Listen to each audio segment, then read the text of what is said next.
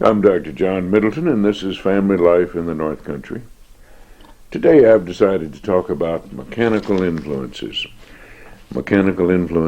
in our lives. And when I mention that, I'm reminded of where I first heard about this.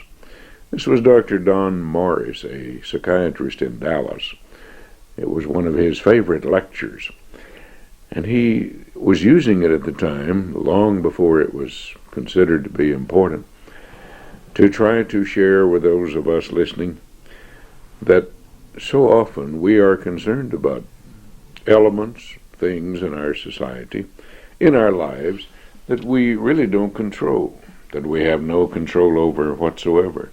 And yet we spend an awesome amount of time worrying, trying to figure out how to change our lives about things. For example, where were we born? Were we born on this side of the tracks or that side of the tracks?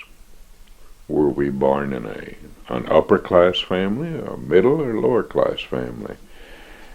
To whom were we born? A lot of kids think, well, would I have been the same person if my parents had been different? Were we born first? The first child in a family. The first child is always an only child, for a time anyway. Were we born after another child had been born?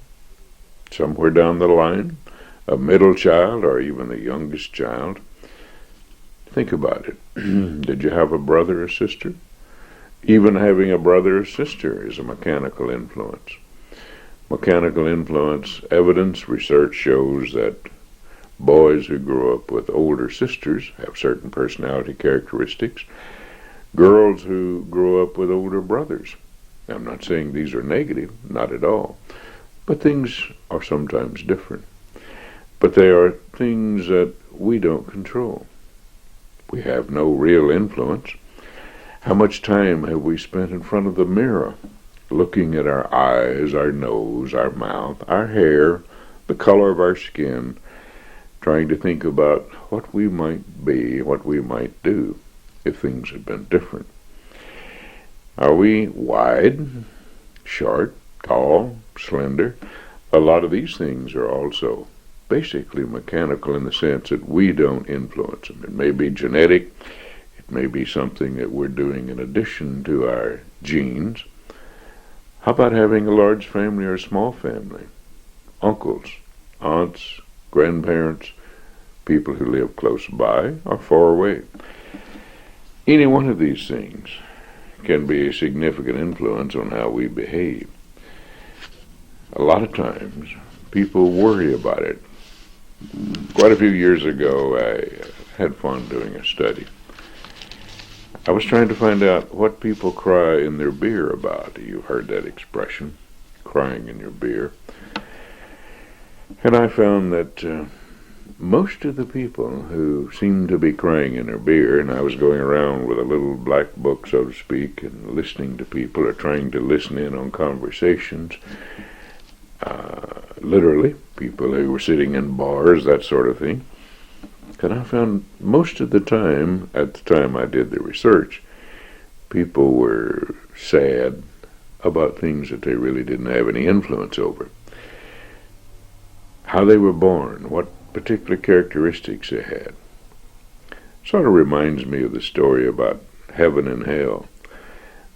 Perhaps you've heard the story. For some reason, St. Peter had open house, and he was going to show anyone who wanted to see a little glimpse of heaven and hell.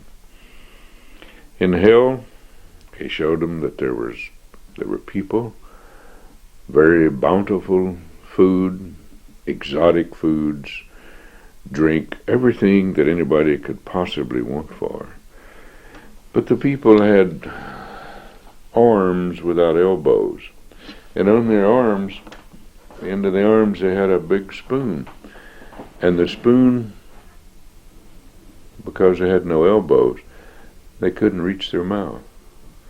They could dip the food, and the people were extremely angry and unhappy and terribly miserable and depressed. And then in heaven, St. Peter showed the same scene. And here it was much the same way. The people had all of the food, the beverages, the exotic drinks, everything that anybody could possibly want. They also had the arms. At the end of the arm was a long spoon, no elbows. But these people were supremely happy. Each one was feeding the one next to him, and these people were quite happy. Now, we are pretty much the same way, like that representation. The little story there, if we want to be happy, perhaps we need to take care of the one next to us rather than just trying to feed ourselves. Have we tried to serve the one next to us? How about the ones really next to us, like our own family, the people in our family? Let's look at the family for a few moments. What do I owe my children? What do I owe my children? Well, do I have any debts on that? Of course I do. I owe my children, and always have owed them, the same kinds of things that anybody would think of: food, clothing, shelter, protection, support. But I also owe them loyalty, appreciation, trust. And it never stops. All my life I owe this debt from the time that I have children. Now, what do you owe your children?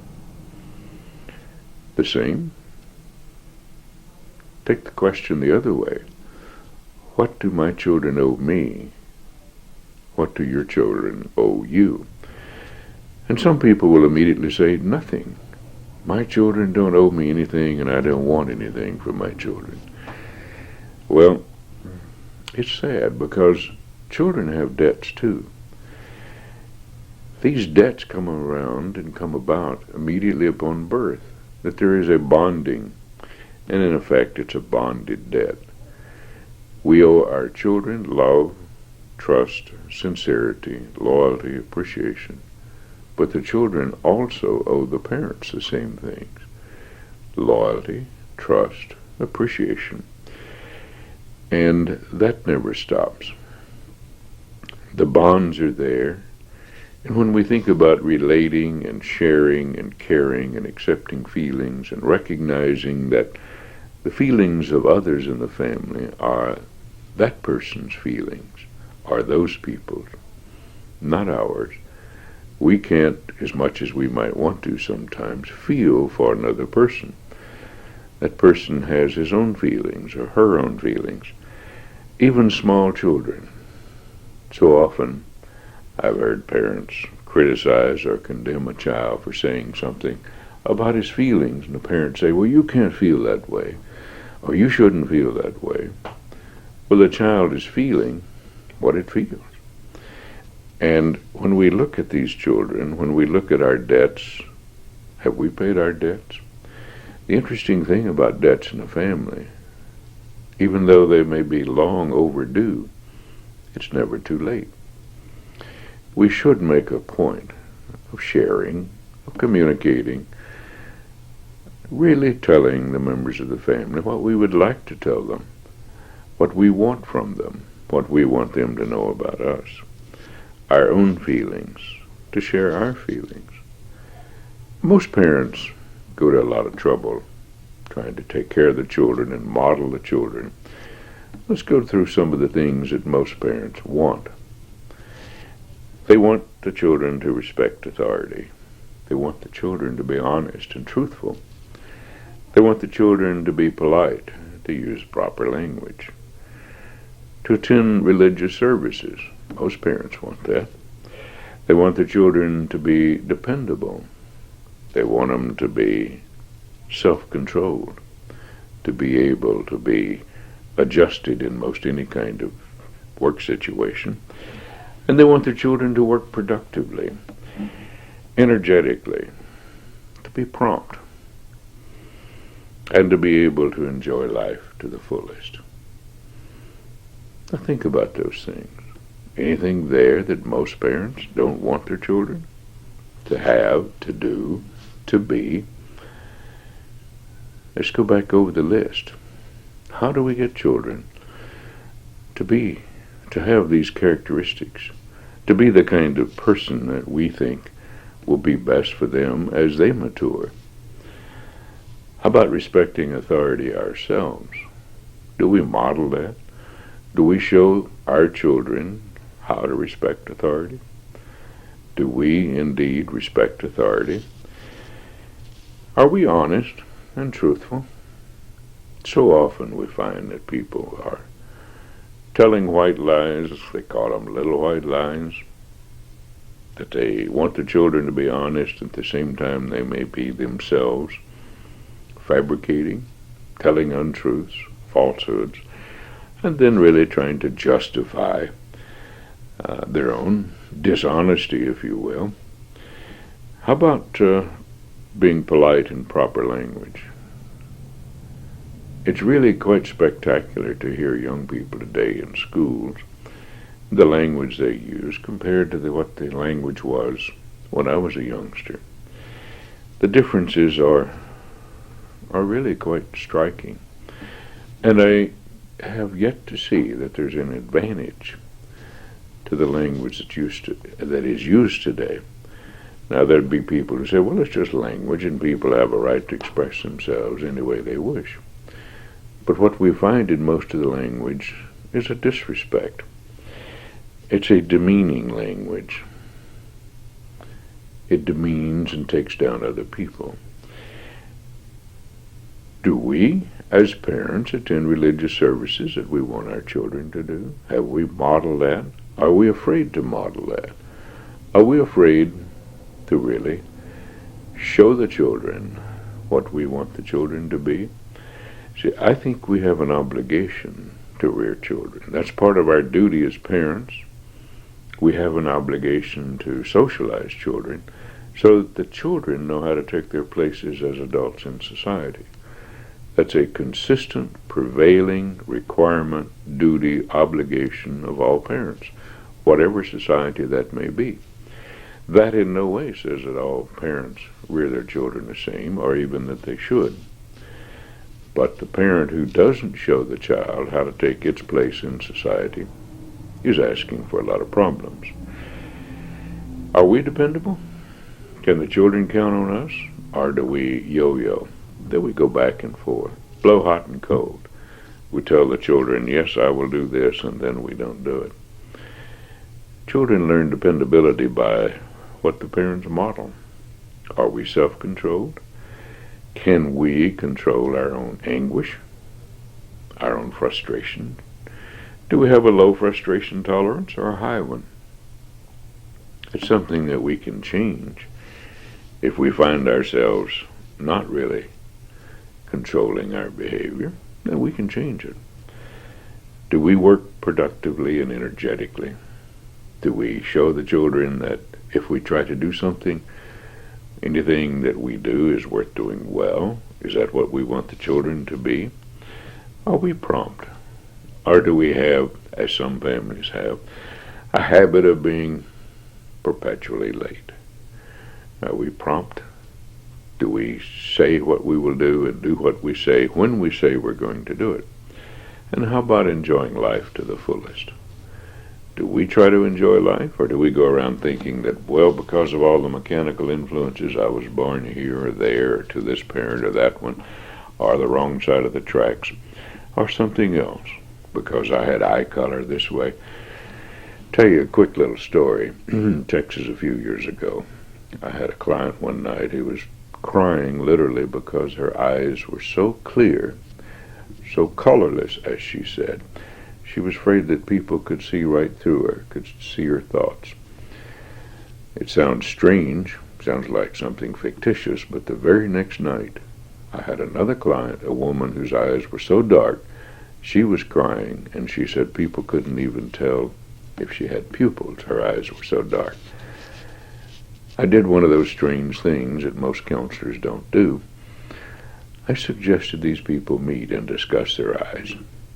They were both very unhappy, both very upset because of their eye color, mechanical influences. Do we use things like that as an excuse not to do our best, to be our best, to rear our children, to expect our children to be what we want them to be, and what the children will learn from us? What's the best thing to be? If we look at these things and take responsibility for our own behaviors, perhaps we'll all be a little better off. Can we feed the one next to us, or do we sit around crying because we don't have an elbow and can't feed ourselves? Until another time, have a good day.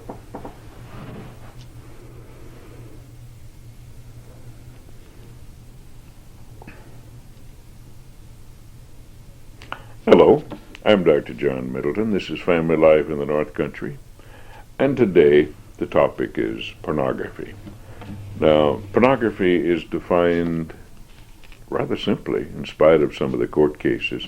Some of the courts have had a hard time trying to define pornography, but I use an unabridged dictionary, and in that dictionary it's defined as illicit sexual arousal, obscene, not of a main theme, illegal erotic stimulation.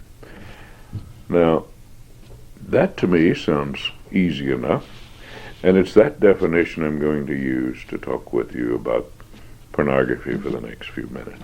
We can forget about the community standards coming down on both sides of a fence, on both sides of an issue, as some of the courts have tried to do. And it's not the object that's pornographic, but whether or not it is sexually arousing and illicit. Two conditions. It has to be sexually arousing, and it has to be stimulating. And it's not particularly the object itself, but the circumstances, as anyone would know. For example, nudity as such is not erotic, but nudity in an illicit situation or in a particular circumstance becomes erotic. And we're made that way. It's not a question about whether or not nudity is right or wrong. It's whether or not the circumstances. Now, let's look at some of the patterns and the impact of pornography on family life. What we see is that the pornographers follow certain themes. Now, that may surprise people. But you see, for anything to be sexually stimulating, it has to change the theme or it becomes boring. At least that's what the marketing people tell us. Pornography has a pattern of attacking values, and there are certain patterns in the attack. And most people probably have never thought of this sort of thing. But I think it's certainly not accidental. I think it indeed is purposive. We have family values, we have religious values, we have educational values, we have respect for authority, protection of children. We have all sorts of values, and it may surprise you to know that these things are attacked in pornography. In pornography, what we see is that the themes, the actual scenes, the actual representations follow a pattern. For example, it's one of the icons. An icon is something that a society believes in. It's one of the icons attacked in pornography that incest is wrong. Well, that's a rather frequent theme, that father, daughters, mothers, siblings, brothers and sisters, the uncles or grandparents get involved in sexual activity. See, that is a direct theme that's being attacked. It's another theme in society, that older people are supposed to protect younger people. But in pornography, we see that it's a common theme for pedophilia.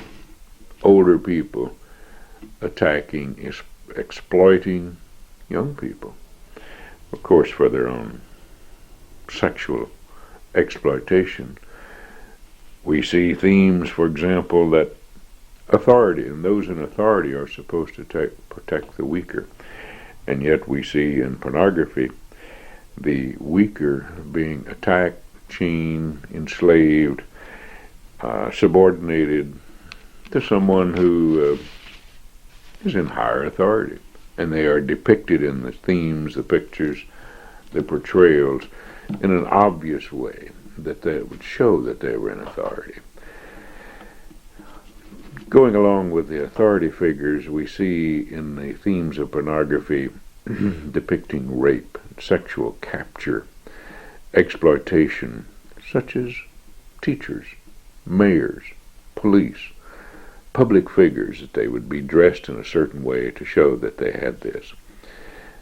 And who are they usually exploiting? Who are they capitalizing on? Well, they're usually capitalizing, of course, on women, the weaker sex. Not always. Sometimes you see the bonding, the chains, that women are making slaves out of some men. But more often than not, it's the other way around. All societies have religion, and it's a common belief, a common icon, a symbol of the belief that religion should be protected, and religious leaders play a prominent role. In pornography, we see people dressed in religious garb. They have to put them in rather conspicuous religious garb, such as Roman collars or a nun's habit. We see them in circumstances where it is intended to be exploitative. A priest, a nun, a minister, a rabbi being used, or herself or himself, using some sexual object, or using other people. But it's a direct attack on religion, the icon of society, and in that sense it's iconoclastic.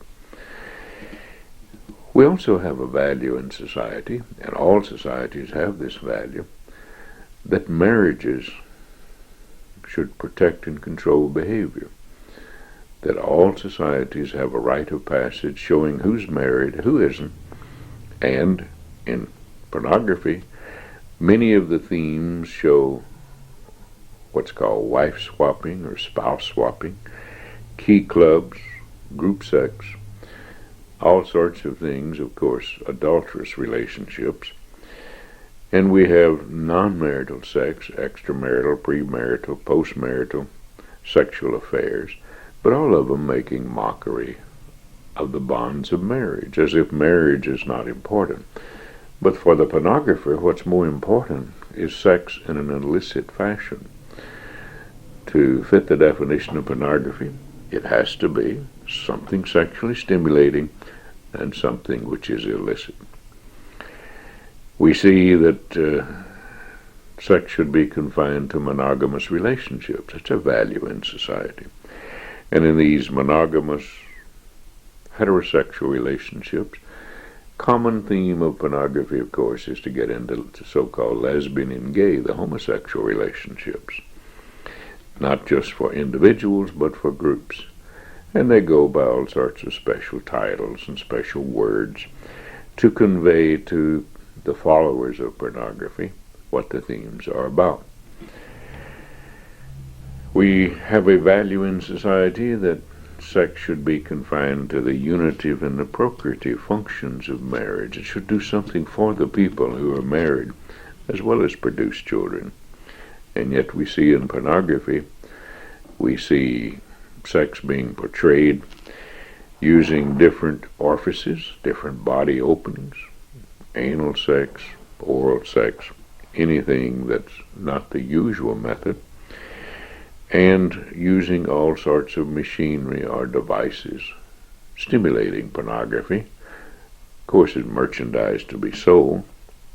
Some of these things are grossly unhealthy, which is another value, another characteristic of society, that what we have in society is an effort to protect people from harm, unhealthy circumstances. And some pornography gets into quite decidedly, distinctly unhealthy circumstances, such as urine and feces. Well, I won't elaborate further on that, but pornography using a theme like that is certainly cutting across the logical boundaries and barriers of society where this sort of thing is depicted. And for some reason, that turns some people on. It is sexually stimulating. And of course, the themes are going to change and constantly be changing. We have the taboos of society, those things in society which are not supposed to occur, typically occurring in pornographic literature, filming, whatever it may be, the media. We even have the themes of animals and using animals, bestiality, pigs, chickens, sheep, dogs, cats, horses, swans. These are some of the animals that have been used. And along with that, in pornography, we see at times that even parts of the body are used as sexually stimulating in an illicit way. That people develop a fetish for certain parts of the body. Pornography is a big business. It has a natural following in one way because we are programmed to be sexual beings. Our sexuality invites us, encourages us, of course, for the procreative and unitive functions in marriage. All societies set up these barriers and restrictions about how people should behave. When we look at pornography, let's look at them again. Let's think about what is the theme of this particular show, or book, or pamphlets, whatever it may be. Is this a theme that is illicit? Is that why it is particularly attractive or has some attraction? Most of us have a natural curiosity to look around to find something illicit or happening, or something that is wrong. In what way is it stimulating? And we have to ask ourselves then, are we the kind of people who depend upon something to be illicit for sexual stimulation? Why can't we be a little healthier, a little more normal? And in the sense, how about a little more in keeping with the social norms? See, our society basically follows sex standards in 4 ways. One of them, very old standard, of course, is that people who are not married should abstain from sex. There is a double standard, that the male and the female have different rules to follow. Then there is the standard that sex with affection is okay. As long as there is affection, that it's okay. Then there is the rule, sex without affection. Those 4 standards have been identified as the sexual standard. Now, what do we have? In pornography, of course, we have a direct attack on the double standard. We have a direct attack on the standard of abstinence. People who are abstaining in many of the rape scenes or sexually exploitive scenes are exploiting people who are portrayed as following that standard.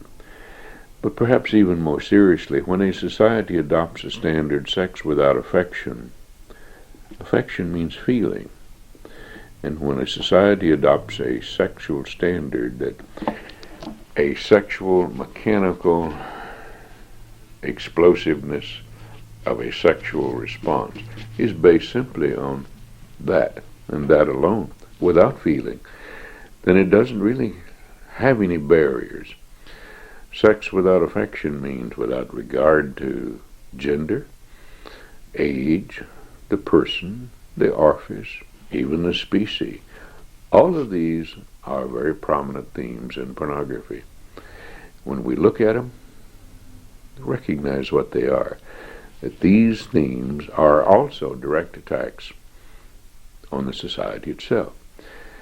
Many times in working with people who are having sexual difficulties, pedophiliacs, family problems, where child abuse, sexual abuse has occurred in families over a period of years, I have found, like other people have found, so often that pornography is part of the involvement, is part of what's been going on. And so for another time, we'll call that a do for the day. And if you find somebody today without a smile, give him yours.